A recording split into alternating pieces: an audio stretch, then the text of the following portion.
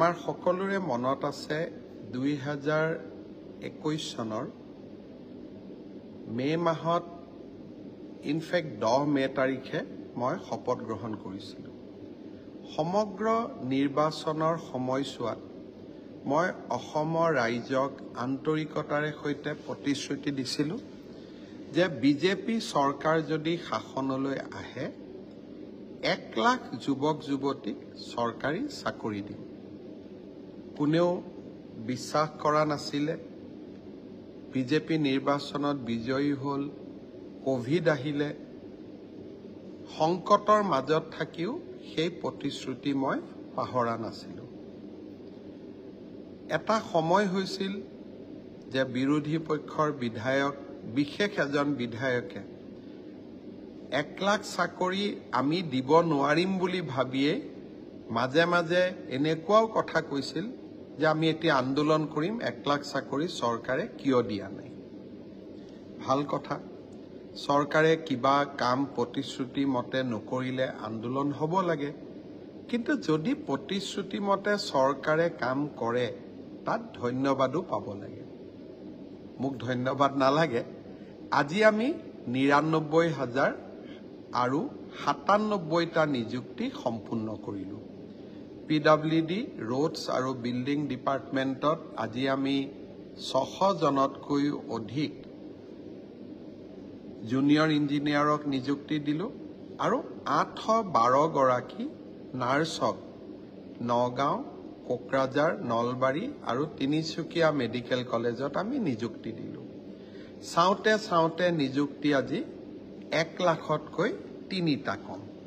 মই নিশ্চিত যে এই মাহত নহ'লে অহা মাহত আমি 1 লাখ নিযুক্তি সম্পূৰ্ণ কৰিম। অসমত ইয়াৰ আগতে কোনো এখন চৰকাৰ নাছিলে যিখন চৰকাৰে নিজৰ কাৰ্যকালৰ প্ৰথমটো 3.5 বছৰত 1 লাখ নিযুক্তি সম্পূৰ্ণ কৰিছিলে। এটাও হাইকোৰ্ট হোৱা নাই, দুৰ্নীতিৰ অভিযোগ অহা নাই আৰু অসমৰ দুখীয়া আৰু মধ্যবিত্ত শ্ৰেণীৰ লোকে চৰকাৰী চাকৰি প্ৰথমবাৰৰ বাবে পাবলৈ সক্ষম হৈছে। এতিয়া মোৰ লক্ষ্য অনাগত দিনত আৰু 50,000 নিযুক্তি সম্পূৰ্ণ কৰিব পাৰোঁ নেকি। চেষ্টা অব্যাহত থাকিব, মই মোৰ কাম কৰি গৈ থাকিম। আজি মই 2টা বিশেষ ঘোষণা কৰিছিলোঁ, যি 2টা আপোনালোকৰ আগত মই শ্বেয়াৰ কৰিব খুজিছোঁ। প্ৰথমটো হ'ল আমি নিযুক্তিত স্বচ্ছতা আনিলোঁ। ট্ৰেন্সফাৰ পোষ্টিঙতো আমি স্বচ্ছতা আনিব পাৰোঁ নেকি। চৰকাৰী কাৰ্যালয়ত চলি থকা বিভিন্ন দুৰ্নীতিৰ আন এটা কাৰণ হ'ল ট্ৰান্সফাৰ আৰু পোষ্টিং। আমি যদি ছিষ্টেমবিলাক ৰিফৰ্ম কৰি গৈ থাকোঁ তেতিয়া মানুহে দুৰ্নীতি কৰাৰ সুযোগে নাপাব। 2 অক্টোবৰত আমি এটা পৰ্টেল উদ্বোধন কৰিম। সেই পৰ্টেলটোত মই নগাঁৱত চাকৰি কৰি আছোঁ, মই ডিব্ৰুগড়ত আহিব খোজোঁ। ময়ো ডিব্ৰুগড়ত চাকৰি কৰি আছোঁ, মই নগাঁৱত আহিব খোজোঁ। ইজনে সিজনৰ লগত কথা পাতি মই পৰ্টেলত আমাৰ আবেদন 2খন আপলোড কৰি দিম। পৰ্টেল 365 দিন খোলা থাকিব। প্ৰতি 2 মাহৰ মূৰে মূৰে আমি এই ধৰণৰ আবেদনবিলাক নিষ্পত্তি কৰি আমি ট্ৰান্সফাৰ অৰ্ডাৰ পৰ্টেলটোতে আকৌ তুলি দিম। কোনোবাই অলপ কষ্ট পাইছে, নগাঁৱৰ পৰা ধুবুৰী, ধুবুৰীৰ পৰা নগাঁও কৰিব পৰা নাই, কিন্তু নগাঁৱত তেজপুৰত এজন ল'ৰা আছে যোনে তেজপুৰৰ জন ডিব্ৰুগড়ত যাব খোজে, আকৌ নগাঁৱৰ জন তেজপুৰত আহিব খোজে, ডিব্ৰুগড়ৰ জন নগাঁৱত আহিব খোজে। নগাঁও আৰু ডিব্ৰুগড় কৰিলে মোৰ কামটো নহয়, কিন্তু নগাঁও, তেজপুৰ, ডিব্ৰুগড় কৰিলে মোৰ মিউচুৱেল ট্ৰান্সফাৰ হয়। তেনেকুৱাও আমি সুবিধা ৰাখিম। মই ভাবোঁ স্বচ্ছ নিযুক্তিৰ পিছত এতিয়া সময় হ'ল স্বচ্ছ ট্ৰান্সফাৰ আৰু পোষ্টিং। আপোনালোকে শুভেচ্ছা জনাব এই কামতো যাতে আমি সফল হ'ব পাৰোঁ। আৰু এটা বিষয় মোৰ কিছুদিনৰ পৰা দৃষ্টিগোচৰ হৈছে।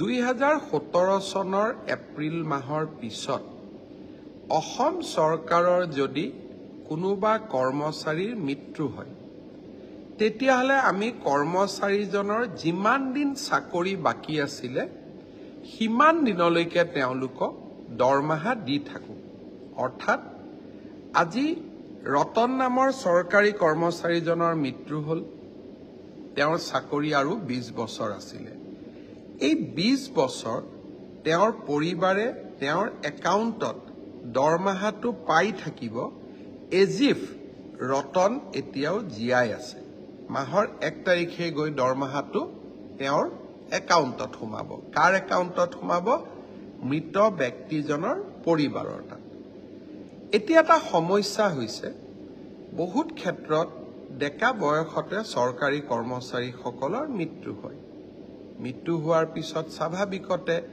পত্নীগৰাকীয়ে কেতিয়াবা পুনৰ বিবাহ কৰে আৰু তাক আমি সমৰ্থনো কৰোঁ কাৰণ ডেকা বয়সতে বিধৱা হোৱা ছোৱালী এগৰাকীয়ে সদায় বিধৱাৰ সাজ পিন্ধি থকাৰ কোনো অৰ্থ নাই পুনৰ বিবাহ আমি সকলোৱে আদৰণি জনাওঁ কিন্তু পুনৰ বিবাহ হোৱাৰ পিছত মোৰ প্ৰথম শহুৰ শাহুৰেকক মই চাওনে নাচাওঁ স্বাভাৱিকতে নতুন জীৱন এটাত যোৱাৰ পিছত পুৰণা ঘৰখনৰ লগত সম্বন্ধ দুৰ্বল হৈ যায় ফলত সেই মৃত চৰকাৰী কৰ্মচাৰীজনৰ দেউতাক মাকে জীয়াটো ভুগিব লাগে কাৰণ ল'ৰাটোৰ পেঞ্চন আমি পত্নীক দিওঁ দেউতাক মাকে একো নাপায় আৰু দেউতাক মাকে বহুত কষ্ট পায় সেইকাৰণে এইবাৰ আমি সিদ্ধান্ত লৈছো যে এনেকুৱা পেঞ্চনৰ